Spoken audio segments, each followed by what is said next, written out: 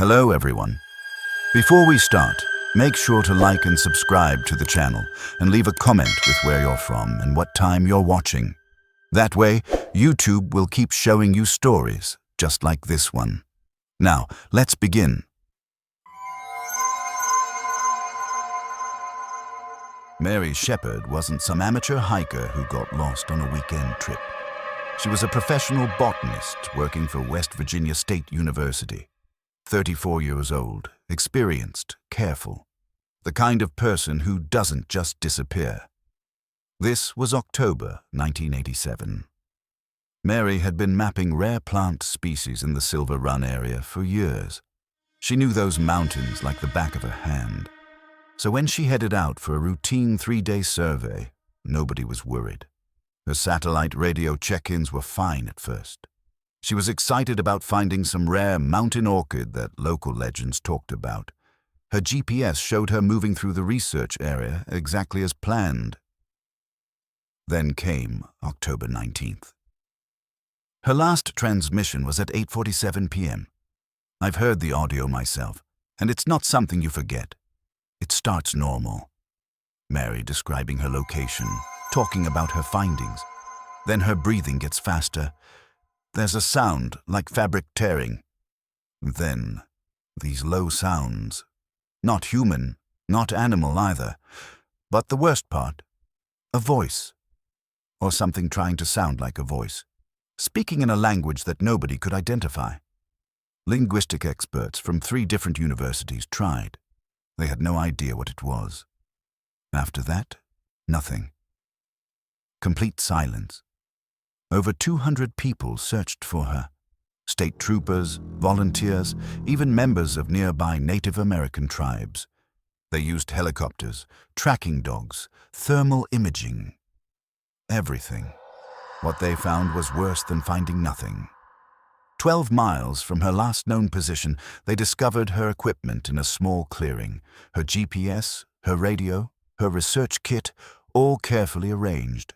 Like someone had placed them there deliberately. Her backpack was open, her research notebook was spread out, and the writing, it changed. Started out neat and scientific. By the end, it was barely legible. The final entry said, "Something is watching, not human, not animal. The mountain knows." Here's what really bothered the forensic team. There was no sign of life around that equipment. No insects, no small animals. Nothing. Like the entire area had been sterilized. They found some kind of residue too. Microscopic. Sent it to multiple labs. Nobody could identify it. It didn't match any known biological classification. Mary Shepherd was never found. No body, no closure. Just another person swallowed by those mountains. In the years after, hunters and hikers started reporting strange things in Silver Run. Voices speaking in that same incomprehensible language. Cold spots in the middle of summer. Places where compasses would spin wildly and GPS devices would just stop working. The Cherokee elders had a different take on it. They talked about ancient entities in the mountains. Guardians that protected the most sacred places. They said some boundaries aren't meant to be crossed. Mary's family never got answers. Her case is still open. And every year, people still go to Silver Run looking for clues. I don't know what happened to her. But I know this. Those mountains are keeping secrets. And Mary's story is a reminder that some things in this world hunt in ways we don't understand.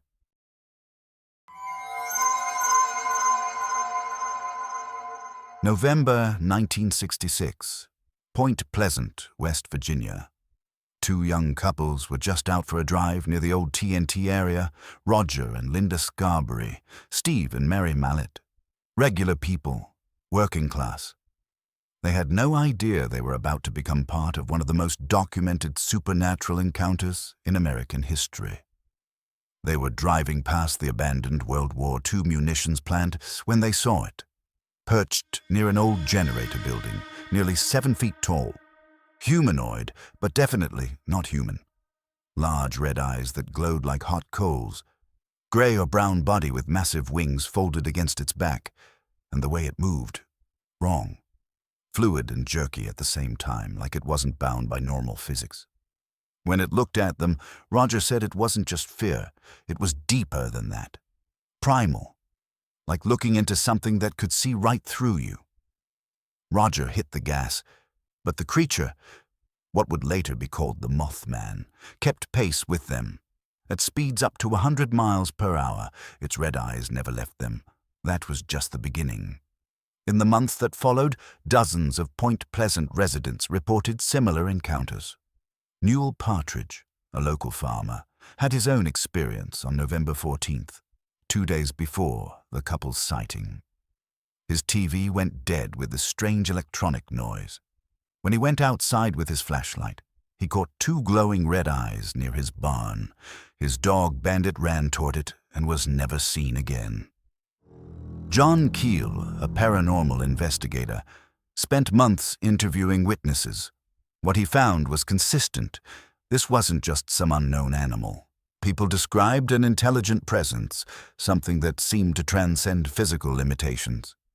But here's where it gets truly terrifying. The Mothman wasn't just showing up randomly. It seemed connected to something worse, something coming. In the weeks leading up to December 15, 1967, Mothman sightings increased, became more frequent, more ominous. On that day, the Silver Bridge, connecting Point Pleasant to Gallipolis, Ohio, collapsed during rush hour. 46 people died. One of the worst bridge disasters in American history. Multiple survivors said they saw the Mothman near the bridge just hours before it collapsed, like it was watching, like it knew. Skeptics tried to explain it away, said it was just a large owl or crane, mass hysteria. But that doesn't explain the consistency of the witness accounts, the electrical disturbances, the documented technological anomalies. Native American elders had their own explanation. They talked about ancient spirits that appear as warnings, harbingers of trauma, not animals, intelligent beings that exist between worlds. Decades later, the mystery hasn't faded. Point Pleasant hosts a Mothman festival every year. There's a 12-foot metal statue of the creature downtown, a permanent monument to something we can't explain. Was it a cryptid, a supernatural entity, a warning system for disaster, or something else entirely? An intelligence that moves between the cracks of reality, watching and waiting. The mountains still keep their secrets, and the Mothman is still watching.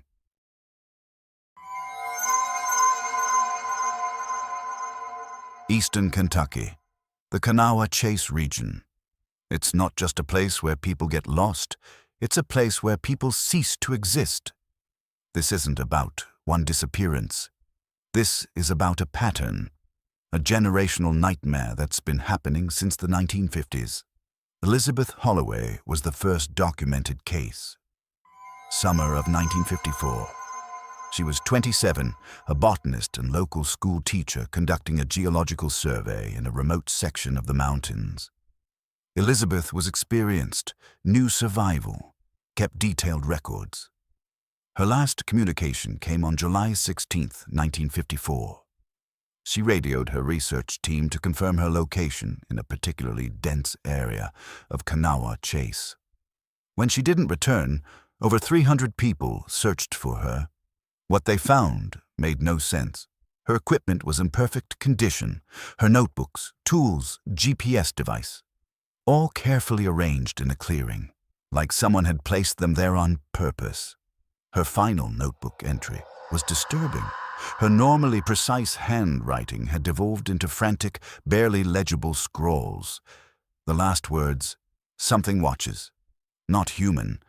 The mountain breathes. We are not alone." But Elizabeth was just the beginning. Between 1954 and 1998, 17 people vanished without a trace in Kanawha Chase. All of them experienced outdoor professionals, people who knew the mountains. Robert Markham, a wildlife photographer, disappeared in 1976.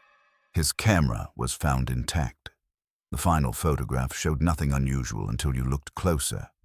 Forensic experts found dark, almost humanoid shapes emerging from the vegetation, forms that blurred the line between organic and something else. Local Cherokee tribes had warnings about Kanawha Chase that went back centuries. Their maps showed deliberate gaps, regions marked with symbols that translated to supernatural danger. They said certain valleys were places of spiritual transition where the barrier between our world and something else grew thin. Scientific investigations found electromagnetic anomalies, compasses spinning erratically, equipment malfunctioning, underground structures or energy fields that didn't conform to any known natural phenomenon. A joint team from the University of Kentucky and the U.S. Geological Survey investigated between 1985 and 1990. Their findings were never fully published. Most of the research was mysteriously classified. Dr. Margaret Reese, the lead geologist, gave one cryptic interview in 1992 before she herself disappeared. She hinted at discoveries that would fundamentally challenge our understanding of geological and biological boundaries. Between 1954 and 2000, at least 37 missing person cases were connected to Kanawha Chase. What makes them unique is the complete absence of evidence. No bodies, no definitive causes, just gone. Forensic analysis of trace elements found at disappearance sites revealed microscopic biological residues that couldn't be classified. DNA testing returned inconclusive results with genetic markers that seemed to shift when examined. Some people think it's an unknown predator, others think it's a geographical anomaly, but maybe it's something worse, a systematic process of human extraction by an intelligence beyond our comprehension. The Kanawha Chase region still guards its secrets. It's a landscape where people simply cease to exist, swallowed by a darkness that watches, waits, and selectively takes those who venture too deep. If you're still listening, you probably enjoy stories like this. A like or a comment helps keep them alive.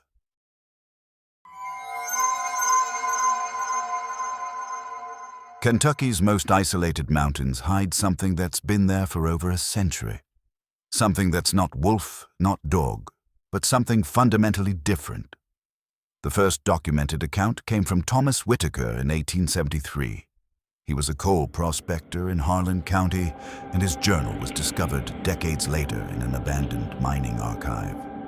September 12, 1873, he wrote, "They move with a purpose beyond hunting. Their eyes burn not with animal hunger, but with an intelligence that feels ancient, calculating. These are not mere beasts. They are watchers." Most people would have dismissed Whitaker's account as the ravings of an isolated prospector. But then the 1940s and 50s happened, what locals called the Dark Decade. Harold Matthews was a World War II veteran turned forest ranger. He compiled extensive records of encounters with these creatures. Hunters reported being stalked by massive, shadowy canines that moved with impossible grace, appearing from the mountain mist and disappearing just as quickly. In 1952, James Cooper, a local trapper, witnessed something that haunted the region for years. Deep in a remote valley, he saw a pack of these creatures surrounding an elk. But they weren't just hunting, they were herding it, with coordinated intelligence, like they were conducting some kind of selection process. Cooper described creatures standing nearly 5 feet tall at the shoulder, fur that seemed to absorb light rather than reflect it. The Forest Service found unusual track patterns, canine in basic structure, but larger than any known wolf. The soil around the tracks had mineral compositions that didn't match the surrounding area. Dr. Elizabeth Ramsey, a cryptozoologist, spent 2 decades researching the phenomenon. Her conclusion: these weren't simply undiscovered animals. They existed at the intersection of biological life and something else entirely. Local folklore called them guardians, entities that maintained balance in the mountain ecosystem. They appeared during times of environmental or spiritual disruption, like an immune response from the mountain itself. Here's the disturbing part. The encounters weren't random. They seemed selective, almost intelligent. People who showed disrespect to the environment, who violated sacred territories. They were far more likely to encounter these creatures. The University of Kentucky's folklore research team investigated between 1965 and 1989. Much of their findings remain classified, but thermal imaging captured heat signatures of massive creatures that would vanish between frames. Audio recordings picked up sounds at frequencies beyond standard mammalian vocalizations. By the late 1990s, sightings became less frequent but more intense. The creatures seemed to be retreating deeper into isolated territories. Dr. Marcus Holloway, the last major researcher before his mysterious disappearance in 2003, proposed a radical theory. The hellhounds were a form of environmental protection mechanism, living manifestations of the mountain's defensive system. Not just animals, but biological intelligence far more complex than we understand. Today, the legend continues. Occasional encounters remind us that something still patrols those ancient peaks. Something watches, something guards, and in the deepest, most isolated territories, something exists beyond our comprehension.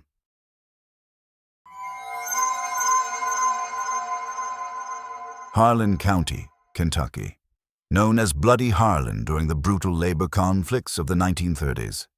It's a place written in blood and desperation, and the supernatural manifestations that started in the late 1940s are a testament to that suffering. November 17, 1948, the Keene Creek Mine. A catastrophic collapse during the midnight shift claimed 37 miners. 17 bodies were recovered. 20 miners remained entombed in the mountain's darkness. What followed wasn't just a mining tragedy. It was the beginning of a haunting that would last generations. Rescue workers and surviving miners reported sounds coming from within the sealed mine shaft. Not just rocks settling. Human sounds, whispers, distant conversations, the unmistakable sound of pickaxes striking rock. Jacob Harrison, the lead rescue coordinator, documented these experiences in journals that would later become crucial evidence. On December 3, 1948, he wrote, "The mountain breathes, not with wind, but with something else. The voices, they're not echoes, they're conversations." Geological surveys revealed anomalies that defied explanation. Acoustic equipment picked up human vocal frequencies from depths where no living person could survive. Thermal imaging showed heat signatures resembling human body temperatures in completely sealed-off areas. Native American tribes offered their perspective. In places of profound human suffering, spirits can become trapped between worlds. Dr. Eleanor Rodriguez spent 2 decades investigating. Her research revealed a pattern that went beyond simple hauntings.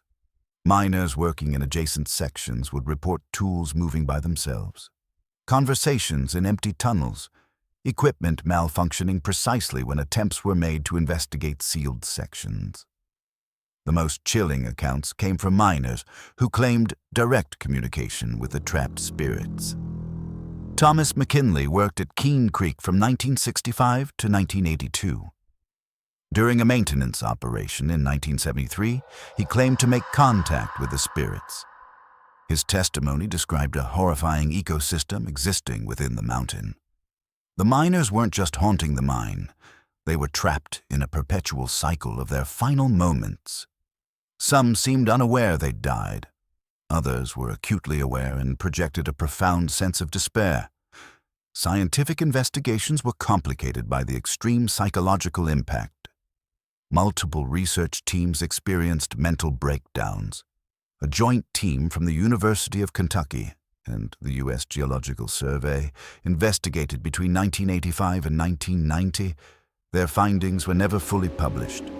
Most of the research was mysteriously classified. By the early 2000s, the Keene Creek mine was officially closed, but the supernatural activity didn't cease.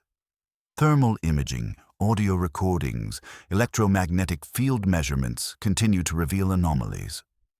Dr. Rodriguez's final research, published posthumously in 2012, proposed a theory. The miners weren't simply ghost manifestations. They were a form of collective spiritual imprisonment, trapped not just by rock and darkness, but by the profound human suffering that permeated their existence. Today, the Keene Creek mine stands as a monument to tragedy and mystery. The miners continue their endless, spectral labor, and the boundary between life and death remains as thin as coal dust in mountain air.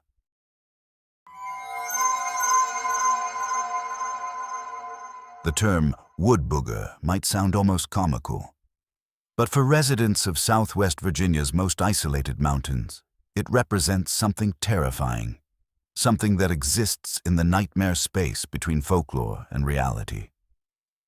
The first credible accounts date back to the early 1920s, not from casual hikers, but from experienced hunters, forest rangers, and locals who'd spent generations in those mountains.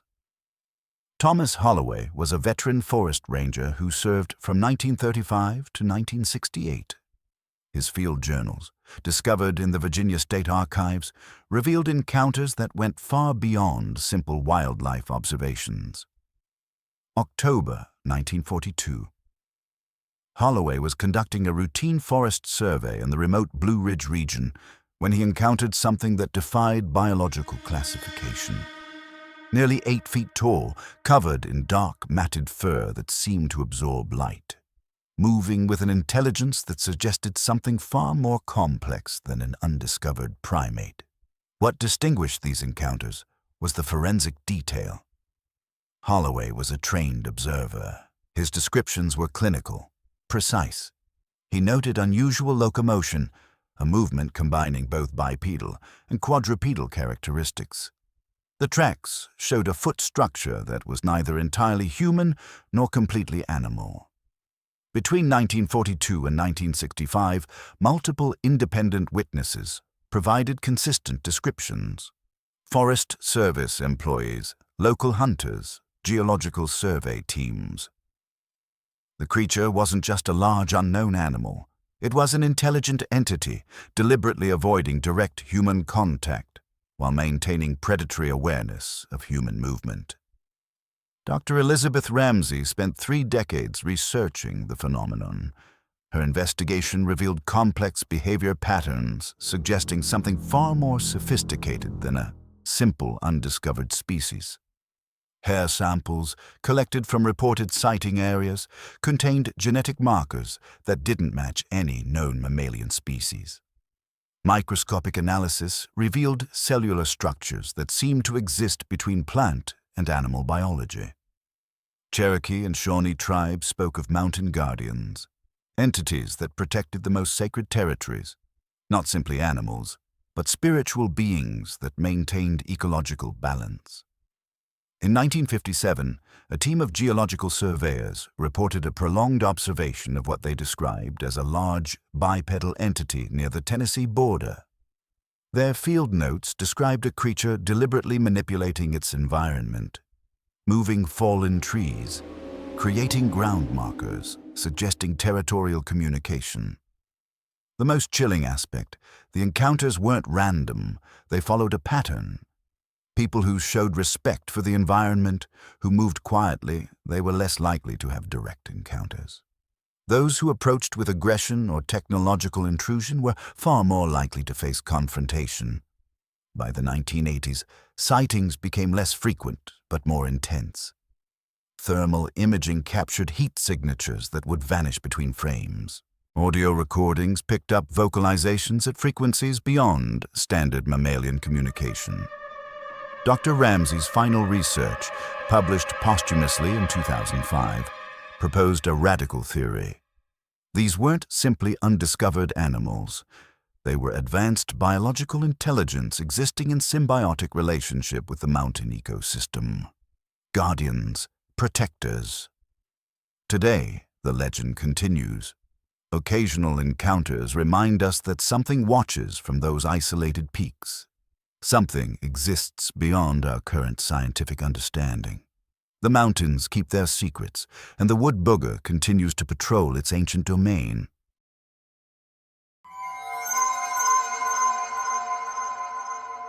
December 15th, 1967.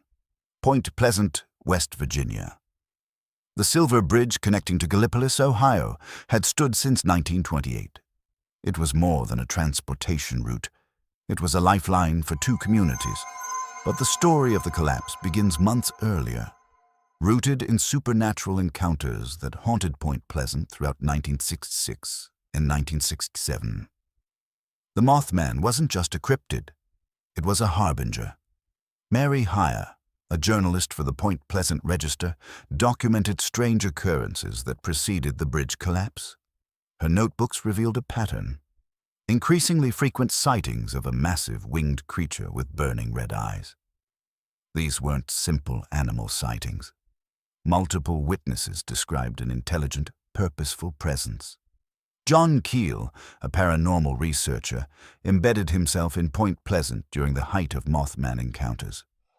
He documented a complex web of supernatural phenomena converging on this specific location. People reported electrical disturbances before Mothman sightings. Compasses spinning wildly, electronic devices malfunctioning, street lights flickering and dying, a systematic pattern of electromagnetic anomalies. On the morning of December 15, 1967, these precursors reached a crescendo. Multiple witnesses reported intense Mothman activity throughout Point Pleasant. Harold Brewer, a local truck driver, claimed to see the creature perched on a hillside just hours before the bridge collapse. Its massive wings folded, its burning red eyes fixed on the Silver Bridge. At precisely 5:04 p.m. during evening rush hour, the Silver Bridge disintegrated.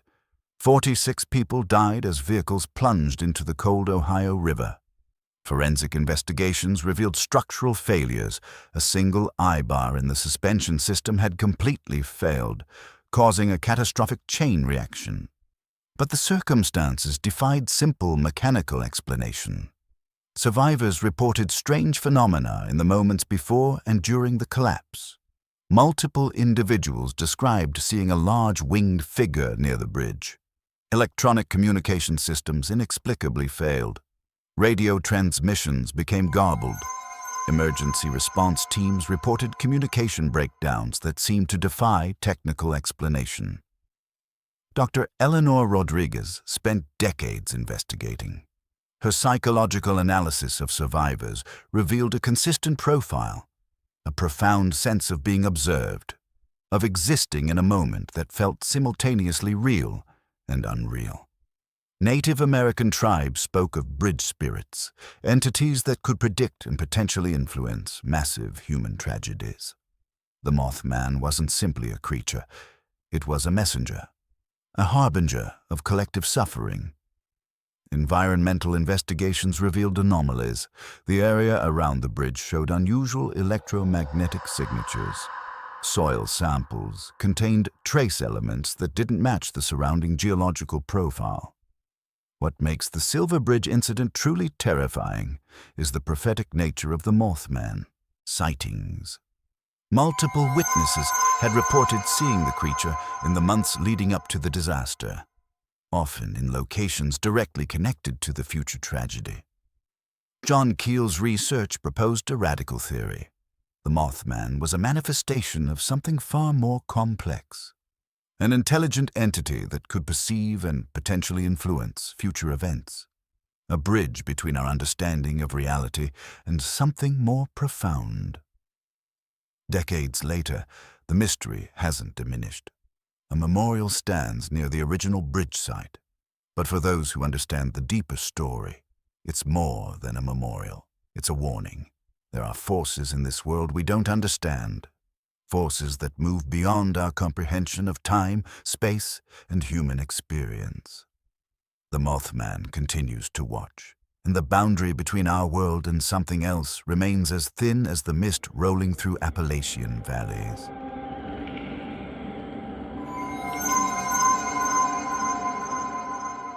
The Blue Ridge Mountains hide an archaeological mystery that challenges everything we know about human migration and cultural survival. It's not a simple tale of a forgotten people. It's a narrative of systematic disappearance that has puzzled researchers for generations. Dr. William Harrison, an anthropologist from the University of North Carolina, made the first discoveries in the early 1920s. Deep within the most isolated sections of the Blue Ridge, he found unusual archaeological sites. Artifacts and architectural remnants suggesting a civilization outside known historical narratives of indigenous populations. The archaeological community rejected his findings, claimed they were misinterpreted or fabricated. But Harrison's credentials were impeccable. His documentation was meticulous. In 1923, he discovered a series of cave systems, not simple dwellings, but complex underground structures suggesting sophisticated geological engineering. Long-term habitation, intricate water management, food storage, defensive structures that seemed impossibly advanced. The artifacts were disturbing. Ceramic fragments with designs that didn't match any known Native American tradition. Metal tools made from alloys that didn't correspond to any known metallurgical techniques.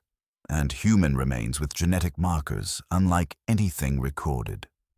Dr. Elena Rodriguez, a geneticist, conducted research on the recovered genetic material in the late 1990s. The DNA samples showed a profile that was simultaneously familiar and alien. Human, but with markers suggesting long periods of isolated genetic development.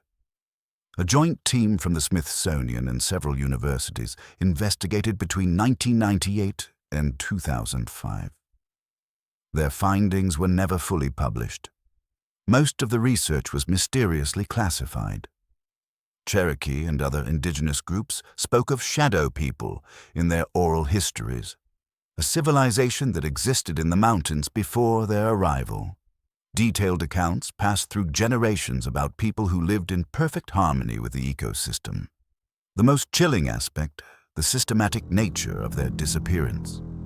Not gradual migration, not slow cultural assimilation. Evidence suggested sudden, complete vanishing. Archaeological sites showed signs of sudden abandonment, fully prepared meals left on tables. Manufacturing processes interrupted mid-production, as if an entire civilization had been instantaneously removed. Dr. Marcus Holloway, the lead archaeologist, proposed a radical theory before his mysterious disappearance in 2007. The lost tribe hadn't simply disappeared, they'd been systematically removed by something beyond current scientific understanding. Geological surveys revealed electromagnetic anomalies, soil samples with trace elements that didn't match surrounding profiles. As if the ground had been fundamentally altered, local folklore provided context. Multi-generational families spoke of strange occurrences in these territories, areas where time behaved differently. Compasses spinning wildly, electronic devices malfunctioning. Genetic analysis revealed something profound. The markers suggested isolated development far longer than any known human population. Some researchers suggested they might have existed in complete isolation for thousands of years.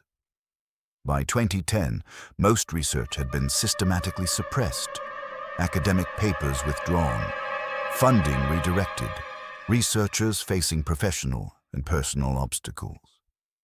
Dr. Rodriguez's final research, published posthumously in 2015, proposed a metaphysical theory. The lost tribe had developed a relationship with the mountain ecosystem so profound they'd essentially become part of the landscape itself. Today, the mystery continues. Occasional discoveries emerge, a fragment of unusual ceramic, a tool from an unknown alloy, but the comprehensive story remains out of reach. The Blue Ridge Mountains guard their secrets, and the lost tribe remains lost.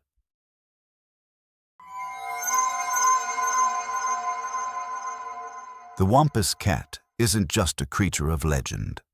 It's a profound manifestation of cultural trauma rooted deep in Cherokee spiritual traditions.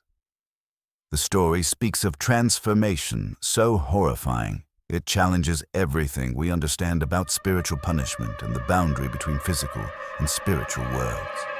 According to ancient Cherokee oral histories, it began with a woman, curious, rebellious. In a time before European settlers, women were forbidden from participating in sacred hunting rituals.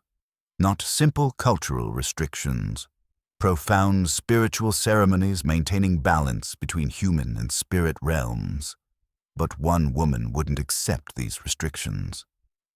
Driven by curiosity and defiance, she crafted a mountain cat skin mask. She would secretly observe the men's sacred ritual. Under cover of darkness, she followed the tribal hunters. Her disguise allowed her to blend into the shadowy forest. But the spiritual guardians weren't deceived.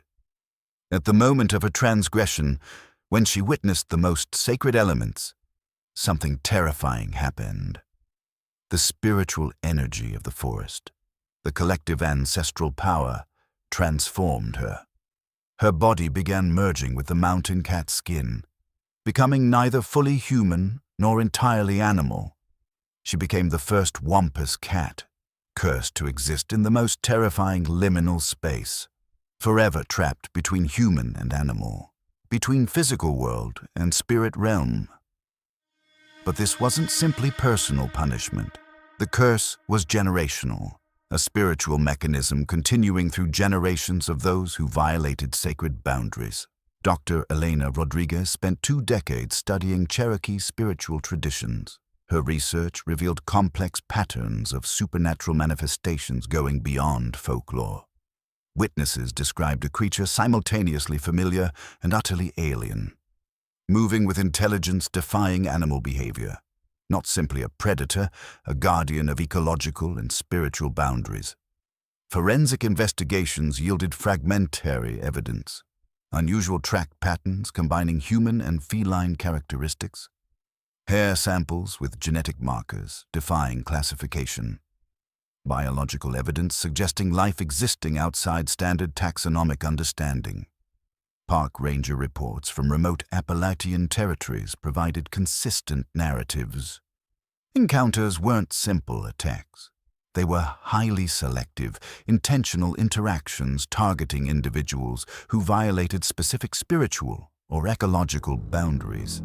James Carter, a park ranger with 30 years' experience, documented multiple encounters defying rational explanation. The creature appeared at moments of profound ecological or spiritual disruption. In 1987, near an old logging site, workers systematically destroying an ancient forest area encountered something. On the 3rd night, something began hunting them, not attacking, stalking. Precision psychological warfare designed to create maximum terror. Equipment systematically destroyed. Communication systems failing. Always at perception's edge, something watching. Genetic research deepened the mystery. Tissue samples from confirmed encounter areas showed markers suggesting biological adaptation beyond standard evolutionary processes. Not simply undiscovered species. Entities existing in constant transformation, adapting to ecological and spiritual disruptions with intelligence suggesting something far more complex. Native American spiritual leaders offer different perspective. The wampus cat isn't a monster, it's a guardian, a spiritual mechanism maintaining balance between human communities and natural world. By early 2000s, scientific investigations were systematically suppressed. Research funding disappeared. Academic papers withdrawn. Today, the legend continues. Occasional encounters remind us the Appalachian Mountains harbor secrets defying rational explanation. The mountains guard their secrets, and the wampus cat continues patrolling boundaries between human understanding and something far more profound.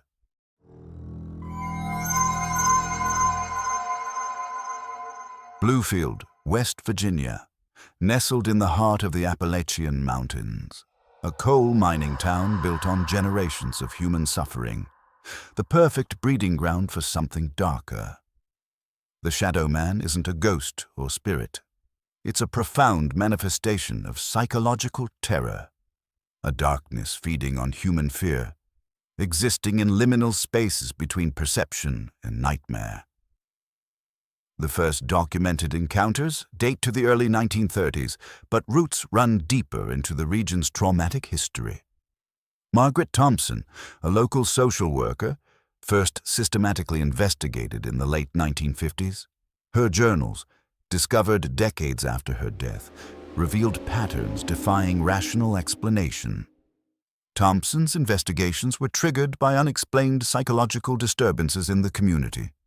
Residents reported profound sense of being watched, not by something physical, but by presence existing beyond perception's edge. Children waking from nightmares describing a figure made entirely of darkness. Elderly residents speaking of presence haunting families for generations. The most consistent descriptions. The Shadow Man wasn't traditional ghost. Witnesses described entity made of pure darkness, three-dimensional absence of light moving with intelligence, suggesting something far more complex than simple paranormal manifestation. Dr. Elena Rodriguez spent 2 decades investigating. Her research revealed consistent pattern of psychological manipulation going beyond simple haunting. Encounters followed precise mechanism. Witnesses first experienced profound sense of being observed. Electronic devices malfunctioning. Temperatures dropping inexplicably. Then the Shadow Man began psychological assault. Unlike traditional ghost stories, these encounters weren't passive. The entity actively engaged victims, targeting deepest psychological vulnerabilities. Individuals experiencing vivid hallucinations, drawing from most profound personal traumas. As if Shadow Man could access and manipulate fabric of human memory and perception. Historical research provided context. Bluefield's history steeped in generational trauma. Coal mines claiming countless lives. Labor conflicts tearing communities apart. Perfect psychological breeding ground. The most chilling documentation came from late 1970s and early 1980s. Multiple families reported systematic psychological attacks targeting entire family lineages. Not simply individual encounters, multi-generational phenomenon suggesting something far more complex. James Carter, local historian, discovered something profound. Shadow Man encounters connected to specific geographical locations, areas with deep historical trauma, old mine sites, locations of violent labor conflicts, places where human suffering most concentrated. Forensic investigations yielded perplexing results. Locations of repeated encounters showed unusual electromagnetic signatures, equipment malfunctioning, compasses spinning wildly, as if fabric of physical reality became more permeable. Native American tribes provided additional context. Oral history spoke of shadow entities, spiritual manifestations feeding on human psychological pain, complex spiritual mechanisms maintaining ecological-psychological balance. Joint university team investigated between 1985 and 1995. Findings never fully published. Most research mysteriously classified. Dr. Rodriguez's final research, published posthumously in 2005, proposed radical theory. Shadow Man wasn't simply supernatural entity. It was form of collective psychological manifestation, living representation of generational trauma, intelligence feeding on human psychological suffering. Genetic research added complexity. Families with repeated encounters showed unusual genetic markers, as if phenomenon operated on genetic level. Targeting specific psychological vulnerabilities passed through generations. By early 2000s, serious investigation systematically suppressed. Research funding disappearing, academic papers withdrawn. Today, legend continues. Occasional encounters reminding something watches from darkness. The mountains guard their secrets, and Shadow Man continues patrolling psychological boundaries between human understanding and something far more profound.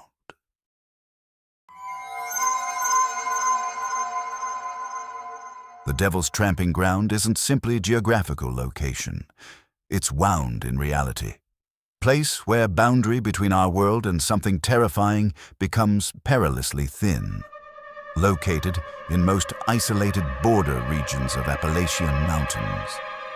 Place defying scientific explanation for generations. Landscape seeming to exist outside normal laws of physics, ecology, human comprehension. First documented investigations date to late 1800s. Indigenous oral histories suggest location's supernatural nature stretches beyond European settlement. Native American tribes considered this specific area place of profound spiritual danger, territory to avoid at all costs. Dr. Elena Rodriguez spent 3 decades documenting location's impossible characteristics. Her field journals revealed landscape existing in state of permanent supernatural disruption. Most distinctive feature, perfectly circular area of barren land approximately 40 feet in diameter, where absolutely nothing grows. No grass, no insects, no microorganisms. Pure sterile ground, resisting all biological activity. Countless scientific investigations failed explaining this biological dead zone. Geological surveys yielded results challenging fundamental scientific understanding. Soil composition within circle unlike anything in surrounding terrain. Chemically and structurally inert, resisting all ecological restoration attempts. Plants deliberately introduced wither within hours. Seeds won't germinate. Soil samples showing complete absence of microbial life, fundamental to terrestrial ecosystems. But biological anomaly, only beginning of location's supernatural characteristics. Electromagnetic investigations reveal patterns defying known physical laws. Compasses spinning wildly within circle. Electronic equipment malfunctioning with remarkable consistency. Measuring devices registering energy signatures impossible to classify using current scientific models. James Carter spent decades documenting phenomenon. Devil's Tramping Ground wasn't simply geographical anomaly. Location serving as focal point for supernatural energy. Multiple witnesses reported experiences beyond simple environmental strangeness. People spending extended time within circle reported profound psychological disruptions, time behaving differently, perceptual boundaries becoming fluid, some experiencing multiple temporal states simultaneously, glimpsing past, present, potential future in single moment. Joint university team investigated between 1985 and 1995. Findings never fully published. Most research mysteriously classified. Local folklore provides context. Generations of mountain families speaking of location as place of spiritual transition. Geographical wound where barrier between reality and something else grows impossibly thin. Some describing it as location where supernatural entities temporarily manifest, where rules of physical existence become malleable. Dr. Rodriguez's final research, published posthumously in 2005, proposed radical theory. Devil's Tramping Ground wasn't simply geographical anomaly, manifestation of complex supernatural mechanism, location serving as spiritual filter or boundary point between different states of existence. Genetic research added complexity, individuals with extended exposure showing unusual genetic mutations, as if geography could influence biological structures at a fundamental level. Native American spiritual leaders offered different perspectives. Oral histories described location as a spiritual testing ground, a place where human consciousness is fundamentally challenged and transformed. Most chilling aspect, apparent intelligence. Supernatural phenomena not occurring randomly, seeming to respond to human intention, to psychological state, to the nature of consciousness itself. By the early 2000s, serious scientific investigation was systematically suppressed. research funding disappearing, academic papers withdrawn, remaining researchers facing professional and personal obstacles, seeming almost deliberately constructed. Today, legend of the Devil's Tramping Ground continues. Local authorities restrict access. Occasional expeditions met with inexplicable obstacles. Location remains a profound mystery. Remember, some territories exist beyond human comprehension. The mountains continue guarding their secrets, and Devil's Tramping Ground continues existing, wound in reality, location challenging everything we understand about nature of existence itself. Some boundaries never meant to be crossed, some mysteries destined to remain forever hidden in darkness between worlds. You've just heard 11 stories from the Appalachian Mountains. Stories that challenge everything we think we know about reality. Mary Shepherd vanishing into thin air. The Mothman warning of disaster. People disappearing in Kanawha Chase. Hellhounds patrolling ancient territories. Ghost miners trapped in eternal darkness. The Wood Booger watching from shadowed peaks. The Silver Bridge collapsing under supernatural warning. A lost tribe erased from history. The Wampus Cat guarding sacred boundaries. The Shadow Man feeding on human fear. And the Devil's Tramping Ground, a wound in reality itself. These aren't just stories. These are documented encounters with something existing in the shadows. Something watching. Something defying our fundamental understanding of the world. The Appalachian Mountains aren't just geography. They're living entities, landscapes guarding secrets older than civilization, harboring intelligences beyond our wildest imagination, from prophetic warnings to generational curses, from ecological guardianship to spiritual imprisonment. We've uncovered just a fraction of darkness existing in these ancient peaks. But here's what I need you to understand. Our investigation isn't over. These mountains still hold secrets, and something out there is still watching. If you made it through all 11 stories, you've got more courage than most. Drop a comment and let me know which story disturbed you the most. Tell me where you're from and what time you're watching, because the truth is, some of you might be closer to these mountains than you think. The darkness doesn't stay confined to West Virginia or Kentucky. It spreads. It watches. It waits. Thanks for listening. And remember, next time you're alone in the woods, next time you feel like something's watching from just beyond the tree line, trust that feeling. Some boundaries were never meant to be crossed. Some mysteries are destined to remain in the darkness.